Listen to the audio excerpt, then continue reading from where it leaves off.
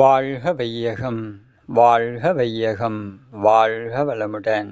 எல்லாம் வல்ல இறைவா, மெய்ப்பொருளே, சுத்த வெளியே, சூழ்ந்தெழுத்தும் பேரியக்க பேராதார பேருந்து ஆற்றலே, பேரறிவே, அன்னைக்கு வணக்கம், தந்தைக்கு வணக்கம், அருளாய் நிறைந்துள்ள ஆசான் அருள் தந்தை வேதாத்திரி மகரிஷி அவர்களுக்கு வணக்கம். அன்பு குரல் யூடியூப் சேனல் அன்பர்கள் அனைவருக்கும் இனிய வணக்கத்தையும் வாழ்த்தினையும் தெரிவித்து கொண்டு இன்றைய சிந்தனைக்கு சரியும் தவறும் என்ற தலைப்பில் சிந்திப்போம். பகுதி 2. உணர்ச்சி வசப்படக்கூடாது. நாம் மௌன நோன்பு இருக்கிற வரைக்கும் வந்திருக்கோம் அப்படின்னா பிரம்மஞானம் முடித்ததுக்கப்புறம் மௌனம் இருக்கலாம், அல்லது அருள்நிதி பயிற்சி ஆசிரியர்கள், துணை பேராசிரியர், பேராசிரியர் எல்லாரும் மௌனம் இருந்தால் ஒழிய நம்மளை நாம் ஒழுங்குபடுத்தி கொள்ள முடியாது. மகரிஷி கொடுத்துருக்கக்கூடிய இந்த கோட்பாடுகள் இருக்கு இல்லையா, பிரபஞ்சம், மனித உயிரினம், பஞ்சபூதங்கள், இதனுடைய இயக்கம், இதனுடைய சிறப்பு, இதையெல்லாம் புரிஞ்சுக்கணுன்னாவே நம்ம மௌனம்தான் இருந்தாகும். மௌனம் இல்லாமல் இதையெல்லாம் புரிஞ்சுக்கிறதுங்கிறது சாத்தியமே கிடையாது. என்ன காரணம் அப்படின்னா, நாம் மௌனம் இருக்கும்போது நம்முடைய ஜீவகாந்தம் சேமிக்கப்படுது. அப்படி சேமிக்கப்பட்டு தவம் தற்சோதனை, தவம் தற்சோதனை அப்படின்னு தற்சோதனை பண்ணி பண்ணி இந்த ஜீவகாந்தத்தை அதுக்கு தான் பயன்படுத்துகிறோம், தற்சோதனைக்கு. அப்படிங்கும்போது நமக்கு பல விஷயங்கள் சாதாரணமாக இருக்கும்போது புரியாது. ஆனால் மௌனத்திலிருந்து அதற்கான விடை கிடைச்சிடும். இதெல்லாம் ரீசன் அதுதான், காந்தம்தான். இப்போ காந்தம் இயல்பாகவே ஒரு பெரிய ஆற்றல் அப்படிங்கிறத மகாபாரதத்தின் மூலமாக வியாசர் ஒரு இடத்துல ஆணித்தனமாக அடித்து சொல்கிறார். காந்தத்தின் வலிமை என்ன அப்படிங்கிறத வியாசர் மகாபாரதத்தில் ஒரு இடத்துல அவ்வளோ பிரம்மாண்டமாக சொல்லியிருக்கார்.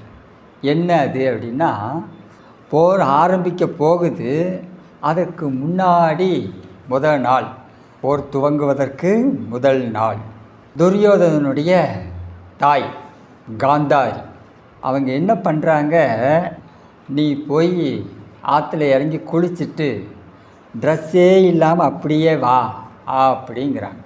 என்ன பண்ண போகிறாங்க அப்படின்னா, துரியோதனோட அப்பாவுக்கு கண்ணு தெரியாது, திருதராஷ்டிரன். இப்போ அவருக்கு கண்ணு தெரியலங்கிறதுக்காக அவங்க அம்மா காந்தாரி கண்ணை கட்டிக்கிட்டாங்க. அப்போ கட்டின கண்ணு தான்.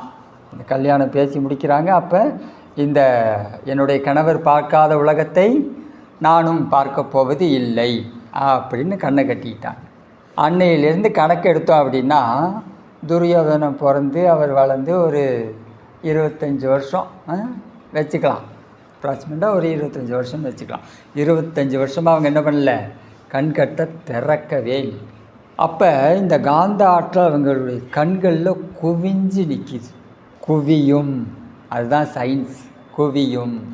அப்போ இந்த போர் நடக்குது. தன்னுடைய மகனை காப்பாற்ற வேண்டும். ஏன்னா பீஷ்மரே இவங்க பக்கம்தான் இருக்கார். இவங்களுக்கெல்லாம் வில்வித்தையை கற்றி கொடுத்த துரோணரும் இவங்க பக்கம்தான் இருக்காங்க. கர்ணனும் இவங்க பக்கம்தான் இருக்காங்க. இப்போ இத்தனை பேர் இருந்தாலும் அந்த பக்கம் நிற்கிறது கிருஷ்ணன், மாயக்காரன். என்னையாவது பண்ணி ஆட்டத்தை கலைச்சிருவாங்க அப்படிங்கிறதுக்காக, தன்னுடைய குழந்தையை காப்பாற்றணுங்கிறதுக்காக காந்தாரி எடுத்த முடிவு தான் நீ போய் குளிச்சுட்டு ட்ரெஸ்ஸு போடாமல் வாங்குறாங்க. இது ஞான திருஷ்டியில் அவருக்கு தெரிஞ்சிருச்சு. அங்கே ஆட்டையை கலைக்க யோசிச்சுக்கிறவருக்கு இங்கேயே கலைக்க தெரியாதா என்ன? நேராக வந்துட்டார். குளிச்சுட்டு துரியோதனை மேலே ஏறுறாரு ஆற்றுலேருந்து. கிருஷ்ணன் உள்ள எங்கே போயிட்டுருக்கு, அப்படி ட்ரெஸ்ஸும் இல்லாமல் ஒன்றும் இல்லாமல் அப்படின்னு சொன்னோன்னா அவருக்கு கொஞ்சம் சங்கடம் ஆகிடுச்சு. இல்லை, அம்மா இது மாதிரி குளிச்சுட்டு ட்ரெஸ் இல்லாமல் வர சொன்னாங்க. அம்மா சொல்லுவாங்க, இருந்தாலும் நீ பெரிய பையன் இல்லையா, அப்படி ஏவ போய் நிற்ப, அப்படிலாம் பண்ணக்கூடாது அப்படின்னோடனே சரி அப்படின்னோடனே ஒரு இலை எடுத்து இடுப்பில் கட்டிட்டு போய் காந்தாரி முன்னாடி நிற்கிறார். காந்தாரி முன்னாடி நின்னோடனே கண்கட்டை திறந்து ஸ்கேன் பண்ணுறாங்க. காந்தாரி அவனுடைய உடம்பு ஃபுல்லாக வஜ்ரமாக மாறுது. இப்போ இந்த இடுப்பில் துணியை கட்டியிருந்தார் இல்லையா, அந்த இடம் மட்டும் வீக் ஆகிடுச்சு. எவ்வளோ பெரிய சயின்ஸ் பாருங்கள். இவ்வளோ நாட்களாக 25 ஆண்டு காலம் தன்னுடைய காந்த ஆற்றலை கண்களில் சேகரித்து வைத்து நம்ம ஒருத்தங்களை பார்க்கும்போது அவங்களுக்கு அப்படியே இது உடம்பு இவ்வளவு வலுப்பெற்று நிற்கும். அதனால தான் நாமளும் என்ன பண்ணுறோம், துரிய தீட்சை கொடுக்கும்போது அவங்களுடைய வலது கண்ணை பார்த்து நாம் தீட்சை கொடுக்கணும். நம்மளுடைய கண்களுக்கு அவ்வளவு வலிமை இருக்கிறது. காந்த ஆற்றல் அவ்வளவு சிறப்பு மிக்கது. காந்த ஆற்றலை பற்றிய ஒரு ஞானம் எந்த அளவுக்கு இருந்ததுன்னா, இந்த ஒரு விஷயத்தை வியாசர் அந்த இடத்துல வச்சுருப்பார். இது மகாபாரதத்தில் இந்த இடம்னு மட்டும் கிடையாது. மகாபாரதம் முழுக்க இருக்கிறதெல்லாம் இறை தத்துவம் தான், காந்த தத்துவம் தான், சயின்ஸ், பியூர் சயின்ஸ்.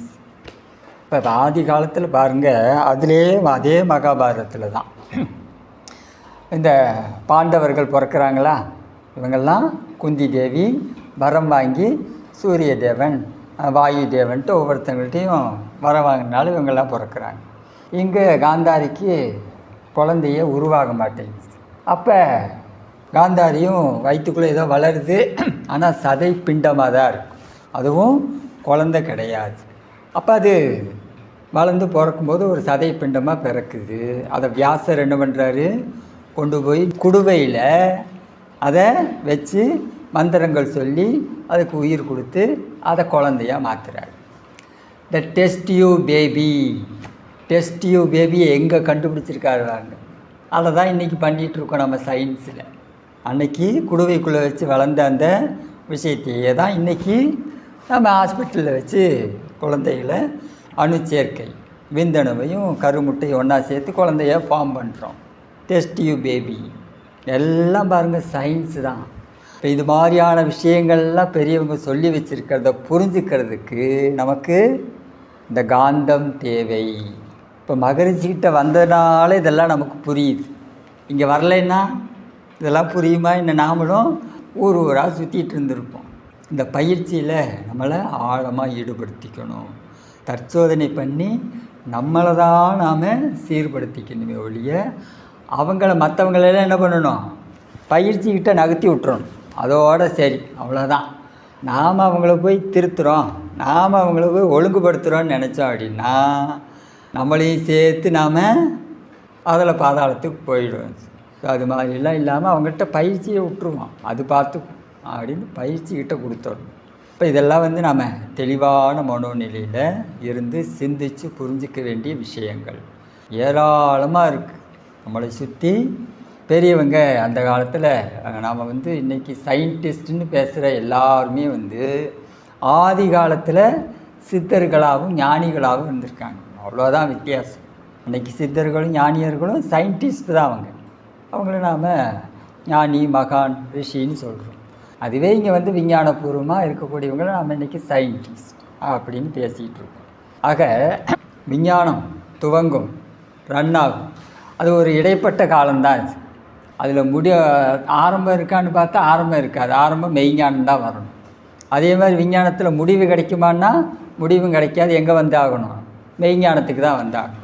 அப்போ இடைப்பட்ட நிலையை தான் அவங்க எடுத்துகிட்டு ஆராய்ச்சி பண்ணி இது மாதிரி இருக்குது அப்படிங்கிறதெல்லாம் சொல்லிகிட்டு இருக்காங்க. அப்போ இந்த விஞ்ஞான அறிவு நாம் பயன்பட்டனால தான், இந்த அளவுக்கு வளர்ந்ததுனால தான் நாமளும் இன்றைக்கி என்ன பண்ண முடியுது, காந்த தத்துவத்தை இறை தத்துவத்தை ஈஸியாக மக்கள்கிட்ட பேச முடியுது. பாருங்க, அந்த காலத்தில் எலக்ட்ரானை பற்றி நியூட்ரானை பற்றி பேச முடிஞ்சுதா? முடியலையே. காந்தத்தை பற்றி பேச முடிஞ்சுதா? முடியல. ஆனால் இன்றைக்கி எலக்ட்ரானை பற்றி பேசுகிறோம், நியூட்ரானை பற்றி பேசுகிறோம், அணு கோட்பாடுகளை பற்றி பேசுகிறோம். அப்போ இதெல்லாம் சாதாரணமானவங்க கூட புரிஞ்சுக்கிற அளவுக்கு இன்றைக்கி ஒவ்வொரு விஷயமும் விஞ்ஞானத்தில் வளர்ந்துருச்சு. மகரிஷி அதை நாம் மொழி வடிவத்திலையும் கொடுத்துட்டாங்க. அப்போ ஈஸியாக என்ன பண்ண முடியுது, ஒவ்வொரு விஷயத்தையும் புரிந்து கொள்வதற்கான வாய்ப்புகள் பெருகிவிட்டது. அப்போ அப்படிப்பட்ட காலத்தில் நாம் இருந்துகிட்ருக்கோம். மகரிஷி இதை ஆன்மீகத்துக்கு இது ஒரு பொற்காலம் அப்படிங்கிறாங்க. ஆன்மீகத்துக்கு இது ஒரு பொற்காலம். அப்படிப்பட்ட பொற்காலத்தில் நாம் இருக்கோம். இப்போ நம்மளுடைய பயிற்சிகளை நாம் நல்ல முறையில் செஞ்சு நாம் எந்த முறையில் பயிற்சியோடு இணைஞ்சிருக்கணுங்கிறதுல தான் கவனமாக இருக்கணும். தொடர்பு கொள்ளக்கூடிய முறை சரியாக இருக்கணும். முறை தவறிய முறையில் நாம் எதை தொடர்பு கொண்டாலும் என்னாகும், விளைவு பாசிட்டிவாக இருக்குன்னு சொல்ல முடியாது, நெகட்டிவ் கலந்து இருக்கலாம். அப்போ கலந்த அளவுக்கு நமக்கு அது கஷ்டந்தானே, துன்பந்தானே. அதெல்லாம் வரக்கூடாதுங்கும்போது நாம் மற்றவர்களோடு தொடர்பு கொள்ளக்கூடிய முறை, நம்மளுடைய உயிரோடு நாம் தொடர்பு கொள்ளும் முறை, நம்மளுடைய மனதோடு நாம் தொடர்பு கொள்ளும் முறை, நம்மளுடைய அறிவோடு நாம் தொடர்பு கொள்ளும் முறை, இதெல்லாத்தையும் சரியாக வச்சுக்கணும். இப்படி சரியான முறையில் வச்சுக்கும்போது தான் நமக்கு இந்த உயிர், நம்மளுடைய அறிவு பல விஷயங்கள் நமக்கு புரிய வைக்கும். பாருங்கள், காந்தம் அவ்வளவு சிறப்பு மிக்கது தான். எல்லா இடத்துலையும் காந்தம் இருக்குது. காந்தம் நமக்கு உள்ளேயும் இருக்குது, காந்தம் நமக்கு வெளியேயும் இருக்குது. அப்போ உள்ளும் புறமும் இருக்கக்கூடிய இந்த காந்த ஆற்றல் நாம் நம்மளுடைய மனசை, நாம் நம்மளுடைய உடம்பை, நாம் நம்முடைய உயிரை சரியான முறையில் பயன்படுத்தினாதான் என்ன ஆகுது, அது நம்மளோட கனெக்ட் ஆகுது, நம்மளோட இணையுது. நாம் பாட்டில் இருக்கிற மாதிரியே இருந்தோம் அப்படின்னா அந்த காந்தத்துக்கு அதற்கான வாய்ப்பு என்னது கிடைக்க மாட்டேங்குது இல்லையா. ஜஸ்ட்டு அதுக்கு தேவையானதெல்லாம் ஒன்று தான். நம்மளை சரியான முறையில் வச்சுட்டோன்னா அது ஆட்டோமேட்டிக்காக நம்மளோட கனெக்ட் ஆகிடும். இப்போ அந்த விஷயத்தை தான் நமக்கு மகரிஷி தற்சோதனைன்னு கொடுத்துருக்காங்க. தற்சோதனை பண்ணணும். தற்சோதனை பண்ணி நம்மளை நாம் சீர்படுத்திக்கணும், ஒழுங்குபடுத்திக்கணும். அப்போ இதனுடைய விளைவாக தான் நமக்கு இந்த சமுதாயம் கொடுத்த கற்பனைகளிலிருந்து நாம் வெளியே வருவோம். இந்த சமுதாயத்தில் இருக்கக்கூடிய போலித்தன்மைகளிலிருந்து நாம் வெளியே வருவோம். இப்போ இந்த சமுதாயத்தில் போலித்தன்மைகள், கற்பனைகள், தேவையில்லாதது, தேவையானது எல்லாம் கலந்து தான் இருக்குது. அப்படிப்பட்ட சமுதாயத்தில் தான் நாம் வாழ்ந்துக்கிட்டு இருக்கோம். அப்படிப்பட்ட சமுதாயத்தில் நாம் வாழ்ந்துட்டு இருக்கும்போது நமக்கு கொஞ்சம் பொறுப்பும் கடமையும் அதிகம். ஏன்னா நம்மளையும் நாம் காப்பாற்றிக்கணும், அவனோடையும் போய் நாம் சேரணும். எவ்வளோ பெரிய பொறுப்பு பாருங்கள். ஆனால் ஆதி காலத்தில் இப்படியெல்லாம் இல்லை. அவங்களாம் ரொம்ப ஈஸியாக இந்த பயிற்சியில் ஞானியாகவும் மகானாகவும் உருவானாங்க அப்படின்னா அதுவும் அவங்களுக்கு அப்படி அமையல பாருங்க. இப்போ நமக்கு இந்த பயிற்சி முறையெல்லாம் ஈஸி ஆயிடுச்சு. ஆனால் என்ன, அந்த உண்மை பொருளோடு போய் சேர்றதில் அங்கங்கே டாட் இருக்குது. ஆனால் அவங்களுக்கு பயிற்சி முறையெல்லாம் கஷ்டமாக இருந்தது. ஆனால் அவனோட போய் சேர்றதில் கஷ்டம் இல்லை. எப்படி மாறி இருக்கு பாருங்கள், ட்விஸ்ட் ஆகிருக்கு. அவங்களுக்கு பயிற்சி முறையெல்லாம் சிரமம், ஆனால் அவனோட போய் சேர்றது ஈஸியாக இருந்துச்சு. ஆனால் நமக்கு பயிற்சி முறை எளிமை, ஆனால் அவனோட சேர்றதில் கொஞ்சம் சிரமங்கள் இருக்குது. ஆக இயற்கையினுடைய அமைப்பு இப்படித்தான் நடக்கும். ஒரு காலத்தில் அது டாமினேட் பண்ணணும், ஒரு காலத்தில் இது டாமினேட் பண்ணணும். ஆனால் நாம் மகரிஷி இதையே ஒரு பொற்காலம் சொன்னாங்க அப்படின்னா, இப்போ நமக்கு எல்லா வாய்ப்புகளும் வசதிகளும் இருக்குது. நாம் நல்லவனாகவும் வாழலாம், கெட்டவனாகவும் வாழலாம்.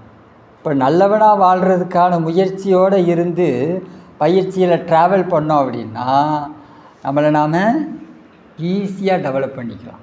என்ன காரணம் அப்படிங்கும்போது, உனக்கு கெட்டவனாகக்கூடிய வாய்ப்பில் இருந்து நீ உன்னை மாற்றிக்கிட்டு நல்லவனாக வந்திருக்கு இல்லையா, அந்த ஒரு முயற்சிக்காக நம்மளை என்ன பண்ணும், இரையாற்றல் அடுத்த கட்டம் நோக்கி நம்மளை நகர்த்தும்.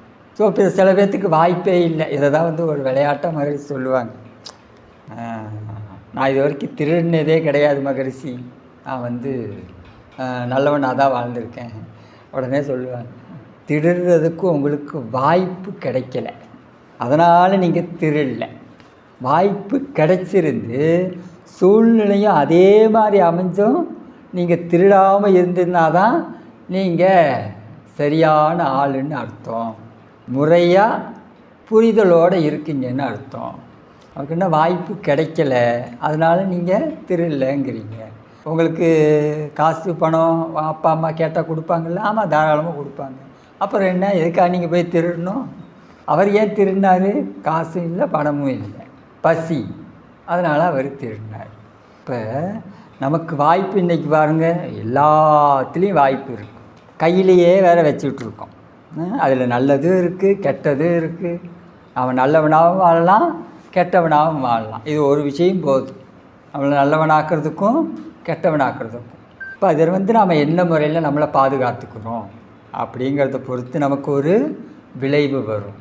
அந்த விளைவை சிந்திச்சு தான் மகரிஷி இது ஒரு ஆன்மீகத்துக்கு பொற்காலம். ஆனால் நாம் எல்லோரும் என்ன பண்ணிகிட்ருக்கோம், நம்மளுடைய வாழ்க்கை சூழ்நிலையை ஆராய்ச்சி பண்ணி புரிஞ்சுக்கணும். ஒரு படத்தில் என்னை சுற்றி எல்லாம் முள்ளாக இருக்குது, நான் நடுவில் ரோஜாவாக மாட்டிக்கிட்டேன் அப்படின்னு ஒரு டைலாக் வருது. அதுக்காக நீ எனக்கு ரொம்ப சிரமமாக இருக்குது, நான் ரொம்ப இதனால் வருத்தப்படுறேன், கவலைப்படுறேன் அப்படிங்கும்போது இன்னொரு பர்சன் சொன்னார், இவ்வளோ முள்ளுகளுக்கு மத்தியில் நீ ஒரு ஆளாவது ரோஜாவாக இருக்கு இல்லையா, அதை நினச்சி சந்தோஷப்படு. உன்னை சுற்றி இவ்வளோ முள் இருக்குது, அது என்னை குத்துது, இதழ்களை துன்புறுத்துது அப்படின்னு ஏன் நீ சிரமப்படுத்திக்கிற? இவ்வளோ நெகட்டிவ்க்கு நடுவில் நீ யார், ஒரு ஆள் பாசிட்டிவாக இருக்கு இல்லையா, அதை நீ நினச்சி பெஸ்ட்டாக எடுத்துக்கிட்டு அடுத்த இடத்துக்கு வந்துடலாம் இல்லையா, சந்தோஷமாக வாழலாம் இல்லையா.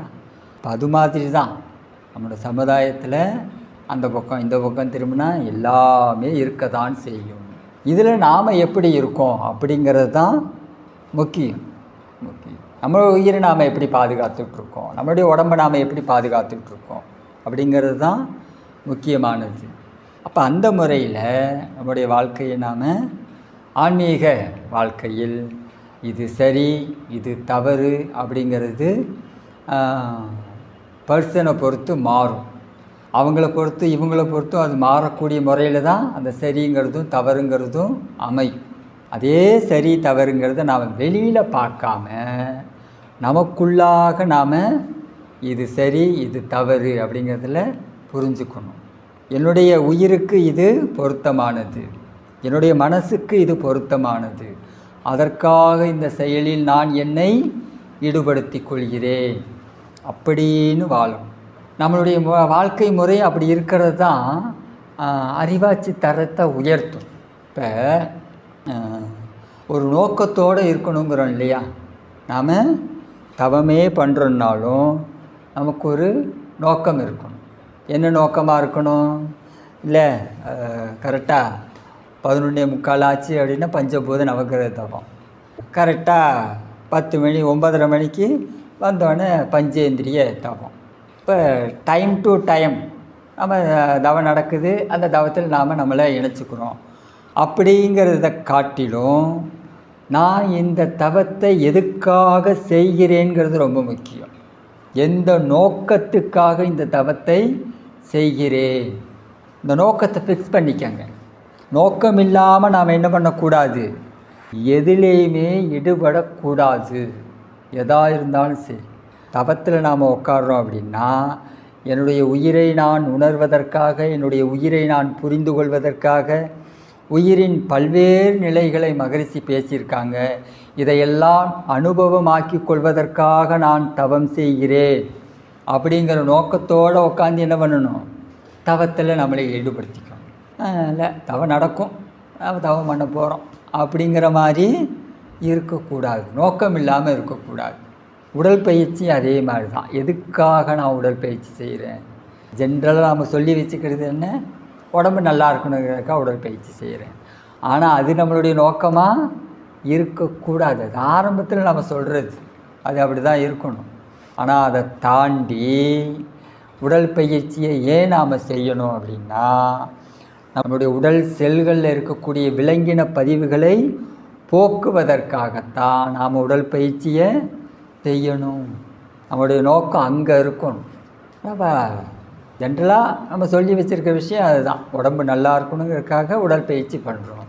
ஆனால் அது அப்படியே இருந்துடக்கூடாது. என்னுடைய உடல் செல்களில் இருக்கக்கூடிய 60 பில்லியன் செல்களில் இருக்கக்கூடிய விலங்கின தன்மையை போக்குவதற்காக உடற்பயிற்சி செய்கிறேன். இப்போ யோசனை பண்ணி பாருங்களேன். அப்போ அது போகணும் அப்படின்னா நீ எது மாதிரி இருந்து உடற்பயிற்சி செய்யணுங்கிற ஒரு முறை இருக்குது. நாம் அங்கே போவோம். இல்லை அப்படின்னா நம்ம வாட்டில் கையை தூக்குவோம், நம்ம வாட்டில் கையை கீழே இறக்குவோம், அப்புறம் உருண்டு பிறண்டு மகராசனம் முடிஞ்சுது. அப்புறம் உச்சி முதல் பாதம் வரை ஓய்வு ஓய்வுன்னு உடல் பயிற்சி முடிஞ்சிடும். அப்படி இருக்கக்கூடாது. நோக்கம், இந்த நோக்கத்துக்காகத்தான் இதை நான் செய்கிறேன். அப்படி இந்த செயல்களிலெல்லாம் நாம் ஈடுபடும் போது எந்தவித எதிர்பார்ப்பும் இல்லாமல் ஈடுபடணும். நான் தான் உடற்பயிற்சி செஞ்சேனே, ஏன் என் விலங்கின பதிவு போகலை அப்படின்னு எடுத்து பார்த்துட்டு இருக்கக்கூடாது. அது போகும். காயகல்ப பயிற்சி அதே மாதிரி தான். எதுக்காக நாம் காயகல்ப பயிற்சி பண்ணுறோம்? உயிரை வலிமைப்படுத்துவதற்காக. இப்போ உயிராற்றல் எந்த அளவுக்கு நமக்குள்ளே பூரணமாக இருக்கோ அந்த அளவுக்கு அதை வச்சுக்கிட்டு தான் அதே விஷயத்தை உணர்ந்தாக வேண்டியதாக இருக்குது. அதே உயிரின் ஆற்றலை கொண்டு தான் அதே உயிரையும் உணர வேண்டியதாக இருக்குது. அப்போ இந்த ஆற்றலை நாம் டெவலப் பண்ணிக்கிறோம். இப்போ மனம் ஒன்றி செய்யணும், உயிர்களப்போடு செய்யணும் அப்படிங்கிற பொறுப்பு வரும் நமக்கு. நாம் என்ன பண்ண மாட்டோம், இந்த சிஸ்டத்துக்குள்ளே வந்துட்டோம் அப்படின்னா மற்றவங்கள்ட்ட போய் கம்பேரிங் பண்ணுறதையே நாம் விட்டுருவோம். அது தேவையே இல்லை. அதுக்கு நமக்கு நேரமே இருக்காது. எக்ஸாக்டாக சொல்ல போனோம் அப்படின்னா அதுக்கு நமக்கு நேரமே இருக்காது. இங்கே நாம் பிஸி ஆகிடும். இறையாற்றலை பற்றியும் இறைநிலையினுடைய இயக்கங்களை பற்றியும் உயிரை பற்றியும் உயிரினுடைய தன்மைகளை பற்றியும் மனதினை பற்றியும் மனதினுடைய பல்வேறு நிலைகளை பற்றியும் நாம் அனுபவமாக்கிக்கிறதுக்கே நமக்கு இங்கே நேரம் பத்தாது. இப்போ இதில் நாம் பிஸி ஆகிடுவோம். இந்த அனுபவம் நமக்கு கிடைக்க தான் என்ன ஆகும், பயிற்சியில் நம்ம ஆர்வமாக ஈடுபடுத்திக்கும். இப்போ அனுபவம் தான் நம்மளை ஆர்வத்தை கொடுக்கிறது. அந்த அனுபவம் ஏற்படக்கூடிய அளவுக்கு நாம் என்ன பண்ணணும், பயிற்சியை செய்யணும். பயிற்சியை செய்கிறத சிம்பிளாக செஞ்சுட்டு அனுபவத்தை மட்டும் பெருசாக எதிர்பார்க்கக்கூடாது. அதுவும் நம்மளை ஏமாற்றிடும். இப்போ எந்த விதமான எதிர்பார்ப்பும் இல்லாமல் இந்த பயிற்சியில் நம்ம ஈடுபடுத்திக்கணும். இந்த செயல்கள் எல்லாம் செய்யும்போது எதிர்பார்ப்பு இருக்கக்கூடாது. எதிர்பார்ப்பு இருக்கும்போது இறைவன் அங்கே நம்மளுடைய கர்மயத்தினுடைய பலகீனம் இது. அதுதான் எதிர்பார்க்குது. நாம் ஒரு விஷயத்தை எதிர்பார்க்குறோம் அப்படின்னாவே நம்முடைய கர்மயத்தில் ஏதோ ஒரு சிஸ்டம் நம்மளை பலகீனமாக இருக்குன்னு அர்த்தம். அப்போ எதிர்பார்த்து நம்மளை என்ன பண்ணணுன்னா அந்த விஷயம் அது மாதிரி நடக்கலை அப்படிங்கும்போது பெரும்பாலும் மகரிஷி சொல்கிறாங்க 90% எதிர்பார்ப்பெல்லாம் ஏமாற்றத்தில் தான் முடியும். 10% வேணால் கரெக்டாக இருக்கும். அப்போ 90% ஏமாற்றத்தில் தான் முடியும் அப்படிங்கிற ஒரு விஷயத்தை நம்முடைய கருமையத்தில் நாம் என்ன பண்ணியிருக்கோம், வச்சுக்கிட்டு இருக்கோம்னு அர்த்தம். இது நம்முடைய பலகீனமான தன்மை. இப்போ இதெல்லாம் நாம் கொஞ்சம் மாற்றி அமைக்கிறதுக்காக தான் இந்த பயிற்சியில் இருக்கேங்கிற அந்த சிஸ்டத்தை புரிஞ்சுக்கும். எதிர்பார்த்தல் கூடாது. அப்படி எதிர்பார்ப்பு இல்லாமல் நம்முடைய பயிற்சிகளை நாள் தவறாமல் நாம் செய்யும்போது இது மாதிரி விருப்பு வெறுப்பு வராது, பேராசை இருக்காது, உணர்ச்சி வசப்பட மாட்டோம். இந்த ஒப்பாய்வு செய்தல் அப்படிங்கிறது நமக்குள்ளாக இருக்க வேண்டும். நேற்றைய என்னுடைய பஞ்சபூத தவத்துக்கும் இன்றைய என்னுடைய பஞ்சபூத நவகிரக தவத்துக்கும் என்ன வேறுபாடு, அதில் எதெல்லாம் மாறிச்சு, இன்னும் நாளைக்கு இது நல்ல முறையில் அமையிறதுக்கு இன்றைய என்னுடைய செயல்களை எது மாதிரி வைத்து கொள்ள வேண்டும் அப்படின்னு ஒப்பாய்வு செய்தல் சிறப்பு. த கம்பேரிசன் சிஸ்டம் இஸ் நமக்குள்ளாக நாம் செய்து கொள்வது சிறப்பாக இருக்கும். நேற்றைய என்னுடைய உடற்பயிற்சிக்கும் இன்றைய என்னுடைய உடற்பயிற்சிக்கும் நாளைய என்னுடைய உடற்பயிற்சிக்கும் எப்படி இருக்குது, எப்படி இருக்க போகுது அப்படிங்கிறதெல்லாம் நாம் திட்டமிட்டு அதற்கு தகுந்த செயல்முறைகளை பண்புகளை வளர்த்து கொள்வது என்பது சிறப்பு. நம்முடைய உடற்பயிற்சி, காயகல்பம், தவம், தற்சோதனை இதிலெல்லாம் நம்முடைய கம்பேரிசன் இருக்கும். இப்படியெல்லாம் நம்ம கம்பேர் பண்ணி நாமே நாளுக்கு நாள் வளர்த்து கொள்ள வேண்டும். ஆனால் அதே கம்பேரிசனை வெளியே போய் பண்ணும்போது தான் அது சிக்கலாகவும் மனக்குழப்பமாகவும் வாழ்க்கை குழப்பமாகவும் அமைந்து விடுகிறது. ஸோ அது மாதிரி நம்முடைய கம்பேரிசன் சிஸ்டம் சரியையும் தவறையும் நமக்குள்ளாக நாம் பழுது பார்த்து நம்முடைய பழுதுகளை நீக்கி நல்லதை வளர்த்து நலமோடும் வளமோடும் வாழ்வதற்காக இந்த மனவளக்கலை பயிற்சியை மகரிஷி நமக்கு கொடுத்துருக்காங்க. கம்பேரிசன்கிற ஒரு சிஸ்டமே என்னவா மாறிடும்னா உள்ளுக்குள்ளே மாறிடும். அப்படியே இறைநிலை அங்கே எப்படி இருக்குது, எனக்குள்ளே எப்படி இருக்குது. இறைநிலை ஒரு எலக்ட்ரானை சூழ்ந்து அழுத்தக்கூடிய முறை வேறு, ஒரு புரோட்டானை சூழ்ந்து அழுத்தக்கூடிய முறை வேறு. இது எப்படி நடந்தது? அதே இறைநிலை என்னை சூழ்ந்து அழுத்தக்கூடிய முறையும் வேறு. இதெல்லாம் எப்படி இருக்குங்கிற இந்த மாதிரியான விஷயத்துக்கு நம்மளுடைய கம்பேரிசன் மாறிடும். உண்மையிலேயே என்ன பண்ணணும், இந்த கம்பேரிசன் தான் நடக்கணும். அங்கே போய் வெளியே உட்காந்துட்டு அவங்களையெல்லாம் கம்பேர் பண்ணுறதுங்கிறது தான் நாம் பயிற்சி வழியாக இன்னும் கொஞ்சம் உள்ளே வரலைன்னு அர்த்தம். அப்படி உள்ளே வந்துட்டோம் அப்படின்னா இங்கே கம்பேர் பண்ணி புரிஞ்சுக்கணும். இங்கே எல்லாத்தையும் கம்பேர் பண்ணி தான் புரிஞ்சாகணும், வேறு வழியே கிடையாது. எப்படி நீராக மாறியது, எப்படி நிலமாக மாறியது, கம்பேர் பண்ணால் தான் புரிஞ்சுக்க முடியும். அதே கம்பேரிசன் சிஸ்டம் தான் இங்கே பாருங்கள். இங்கே வந்து சிறப்பாக நம்மளை உயிரை, மனதை, வாழ்வியல் முறையை நல்ல முறையில் வளர்க்கும். ஆனால் அதே விஷயத்தை வெளியே போய் பண்ணும்போது அது நம்மளை வீக்காக்கிடும். இப்போ நம்மளுடைய கம்பேரிசன் சிஸ்டம் அப்படிங்கிறது இங்கே ஒர்க் பண்ணணும். இங்கே செய்ய வேண்டிய வேலையை நம்ம பண்ணி வெளியே போய் பண்ணும்போது டோட்டலாக என்ன ஆகி போயிடுது, தவறாக முடிந்து விடுகிறது. இங்கே நாம் கம்பேர் பண்ணணும். எப்படி என்னுடைய உடல் இயங்கி கொண்டிருக்கிறது, எப்படி வெளியே இருக்கக்கூடிய காந்தம் அது வான்காந்தமாக எப்படி இருக்குது, நம்ம உடம்புக்குள்ளே எப்படி அது ஜீவகாந்தமாக இருக்குது, இந்த முரண்பாடுகள், இந்த வேறுபாடுகள் எப்படியெல்லாம் அமையுதுங்கிறத இப்படி கம்பேர் பண்ணி புரிஞ்சுக்கணும். கண்ணாடி பயிற்சிக்கும் தீப பயிற்சிக்கும் உள்ள வித்தியாசத்தை எனக்குள்ள அனுபவமாக பெறும்போது இதெல்லாம் எப்படி நடக்குதுன்னு இதை கம்பேர் பண்ணணும். இதெல்லாம் கம்பேர் பண்ணி புரிஞ்சுக்கிறதுக்காக தான் நல்ல விஷயந்தான் கம்பேர் பண்ணுறதுங்கிறது. ஆனால் என்ன கொண்டு போய் வைக்கிற இடம்தான் தப்பு. அங்கே கொண்டு போய் வைக்கக்கூடாது. அது நமக்குள்ளே இங்கே வைக்கணும். இங்கே வச்சோம்னா இது நம்மளை டெவலப் பண்ணும். நாளுக்கு நாள் நம்முடைய அறிவும் சிந்தனையும் தலைத்து ஓங்கும். இவ்வளோ பெரிய விஷயந்தான் மகரிஷி நமக்கு பயிற்சி முறைகளையும் விளக்கி கொடுத்துட்டே இருக்காங்க.